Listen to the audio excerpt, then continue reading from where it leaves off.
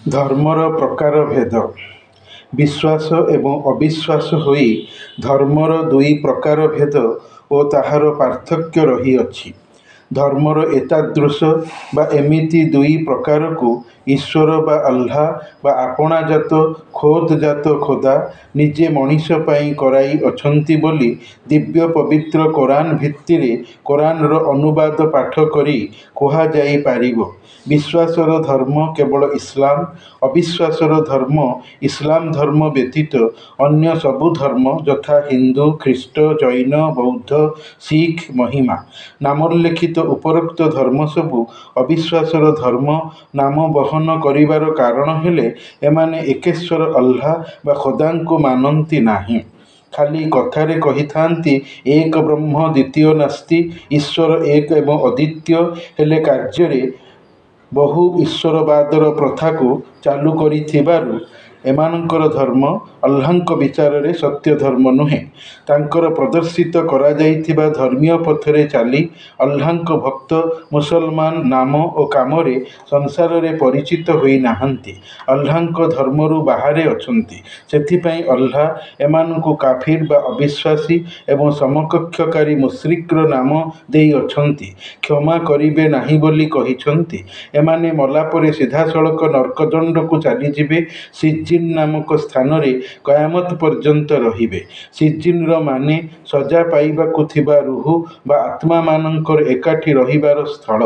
ଅପରପକ୍ଷରେ ଯେଉଁମାନେ ଆଲ୍ଲାହଙ୍କର ସବୁଦିନିଆ ରହିବାର ସନାତନ ବା ଶାଶ୍ୱତ ଧର୍ମରେ ବିଶ୍ୱାସ କରି ବିଶ୍ୱାସୀ ବା ଇମାନଦାର ବା ଇମାନୀ ଅଛନ୍ତି, ଏମାନଙ୍କର ରୁହ ବା ଆତ୍ମା ଇଲ୍‌ଇନ୍ ବା ଇତ୍ମିନାନ ବା ସ୍ୱସ୍ତି ଶାନ୍ତି ପ୍ରାପ୍ତିର ସ୍ଥଳରେ ଏକତ୍ର ଏକାଠି ରହିବେ।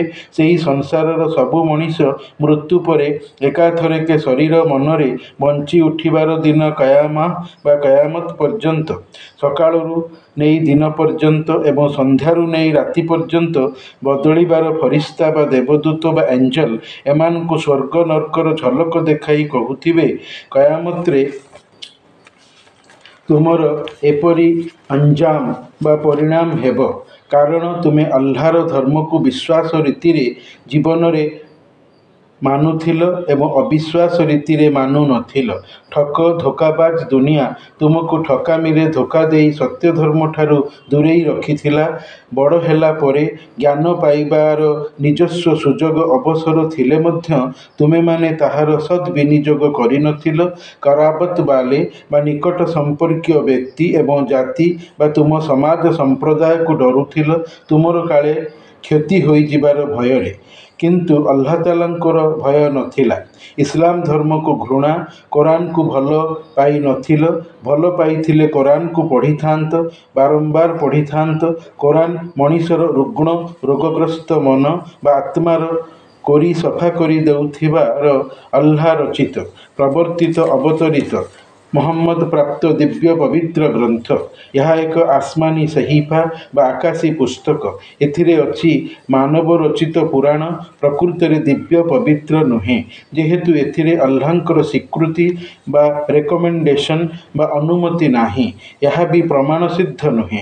ମଣିଷ ନିଜ ପାଇଁ ନିଜେ ଏସବୁକୁ ପ୍ରମାଣସିଦ୍ଧ କରାଇ ଦେଇଅଛି ପାଠକୀୟ ଇଚ୍ଛୁକ ମଣିଷର ଗ୍ରହଣୀୟତା ସକାଶେ।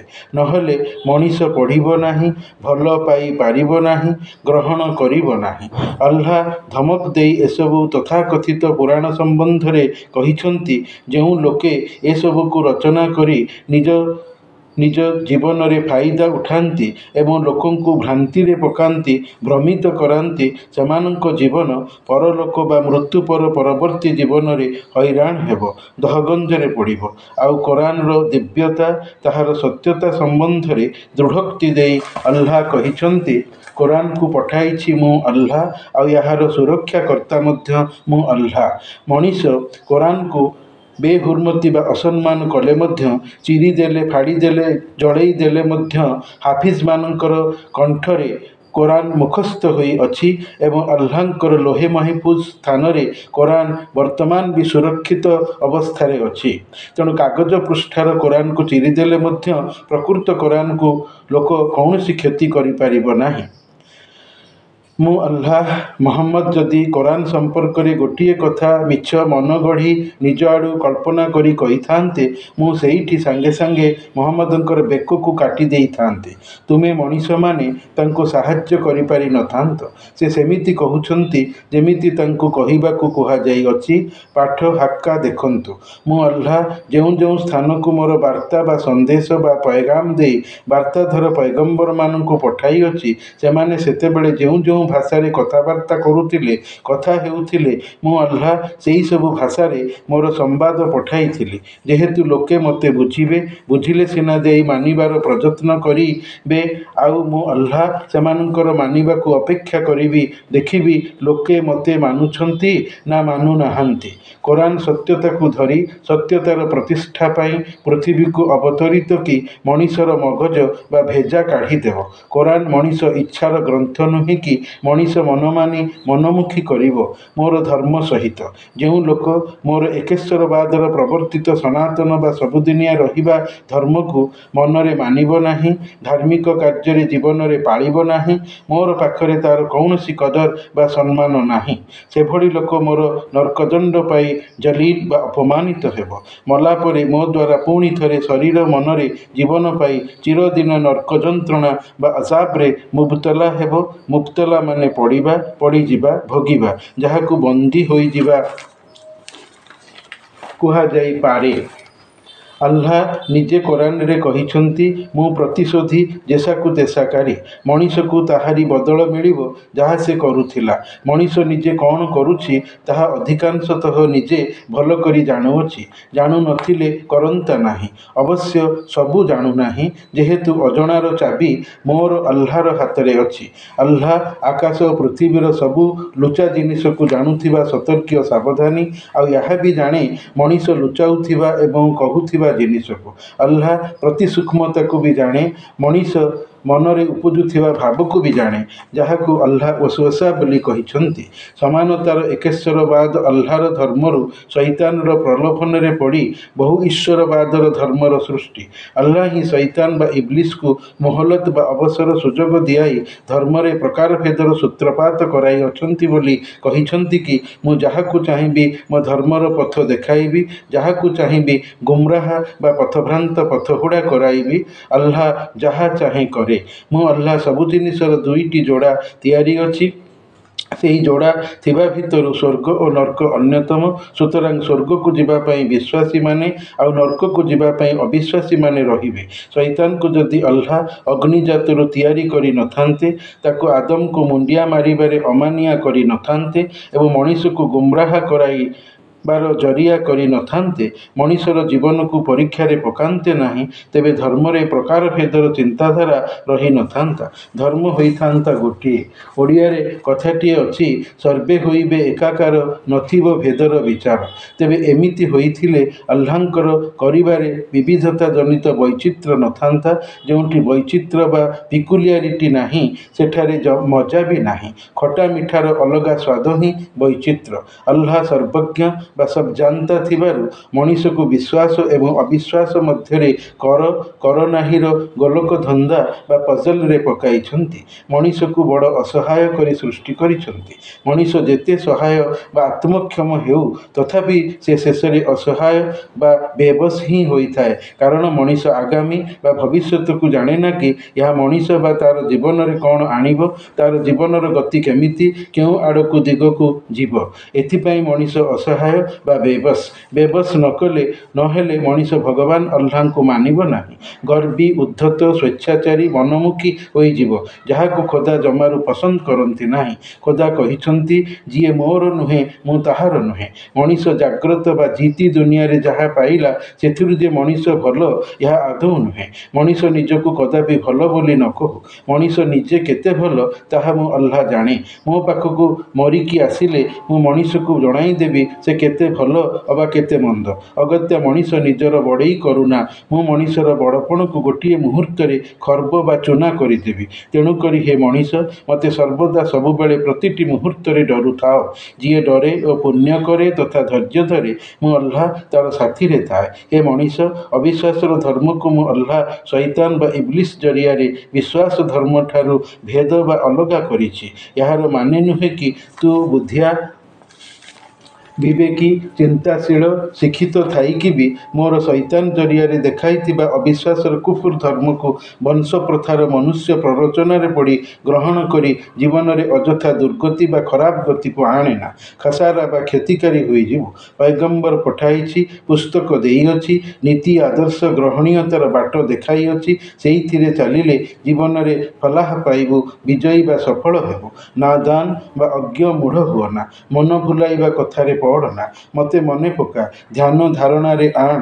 ଧୀରେ ଧୀରେ ବିଶ୍ୱାସ ଧର୍ମର ଆଲୋକିତ ଦିଶା ବା ଦିଗ ଦିଶିବ। ମୁଁ ଅଲ୍ଲାହ ତୋତେ କ୍ରମଶଃ ଦେଖାଇ ଦେବି। ମୋର କୋରାନରେ କଥା ଅଛି, ଫଜ୍କୁରୁନି ୱଜ୍କୁରୁକୁମ୍ ୱଶ୍କୁରୁଲି ୱଲା ତକ୍‌ଫୁରୁନ୍। ଓଡ଼ିଆ ଅର୍ଥ ହେଲା, ହେ ମଣିଷ, ତୁମେ ମୋର ଚର୍ଚ୍ଚା କର, ମୁଁ ତୁମର ଚର୍ଚ୍ଚା କରିବି। ଯେଉଁଠି ମୋର ଜିକ୍ର ବା ଚର୍ଚ୍ଚା ଆଲୋଚନା ଥାଏ, ସେଠାରୁ ଶୈତାନ ଦୂରେଇ ଯାଏ, ରହି ନଥାଏ। ଈମାନ ଏବଂ ବେঈମାନ ବା ବିଶ୍ୱାସ ଅବିଶ୍ୱାସ, ପ୍ରମାଣିତ ଏବଂ ସନ୍ଦେହ ସଂଶୟର ସୀମାରେଖା ବିଶିଷ୍ଟ ମାନସିକ ସ୍ଥିତି ବା ଅବସ୍ଥା। ପ୍ରକୃତ ଈଶ୍ୱର ଅଲ୍ଲାହଙ୍କୁ ଧ୍ୟାଇଲେ, ଧ୍ୟାନ କଲେ, ମନେ ପକାଇଲେ ଅବିଶ୍ୱାସର ସନ୍ଦେହ ଦୂରେଇଯାଏ। ଅଲ୍ଲାହଙ୍କର ଏକେଶ୍ୱରବାଦର ଧର୍ମ ପ୍ରମାଣିତ ବୋଲି ଅଲ୍ଲାହ ନିଜେ ନିଜର ପ୍ରଣୀତ ପ୍ରବର୍ତ୍ତିତ ଗ୍ରନ୍ଥ କୋରାନରେ ଏମିତି କହିଛନ୍ତି, ହେ ମଣିଷ, ତୁମର ଏ ଦିନ ବା ଧର୍ମ ଏକ ହିଁ ଦିନ ବା ଧର୍ମ, ଆଉ ମୁଁ ଖୋଦା ରହମାନ ବା ଦୟାବନ୍ତ, ତୁମର ଜଣେ ମାତ୍ର ମାବୁଦ ବା ଉପାସ୍ୟ, ଉପାସନାର ଯୋଗ୍ୟ। ମୁଁ ସତ୍ୟ ଧର୍ମ ସହିତ ନିଜର ମେହବୁବ ବା ପ୍ରିୟତମ ପୈଗମ୍ବର ମହମ୍ମଦଙ୍କୁ ପଠାଇଅଛି କି ତାକୁ ସବୁ ଅବିଶ୍ୱାସ ଧର୍ମ ଉପରେ ଗାଲିବ ବା ବିଜୟୀ କରାଇବି।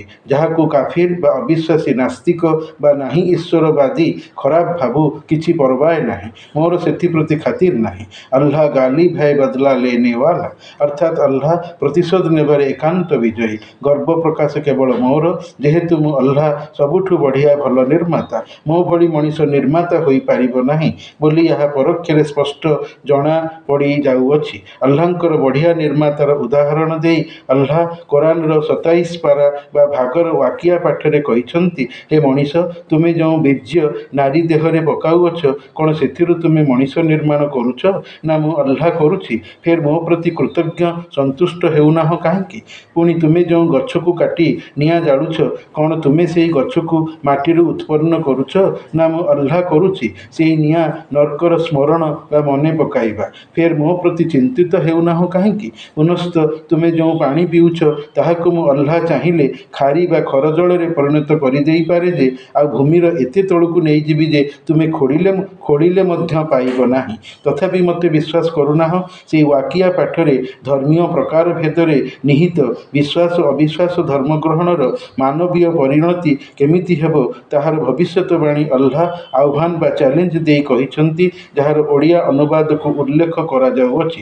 ଯେତେବେଳେ ହେବାର କଥା, ତାହା ହୋଇଯିବ, ଆଉ ସେହି ସମୟରେ ତାର ହେବାରେ କେହି ଅମାନ୍ୟ କରିପାରିବେ ନାହିଁ। କାହାକୁ ଅପମାନିତ କରାଯିବ, ଆଉ କାହାକୁ ଶୀର୍ଷରେ ରଖାଯିବ। ଭୂମି ଥରିବା ଆରମ୍ଭ କରିବ, ପାହାଡ଼ ଖଣ୍ଡବିଖଣ୍ଡିତ ହୋଇଯିବେ,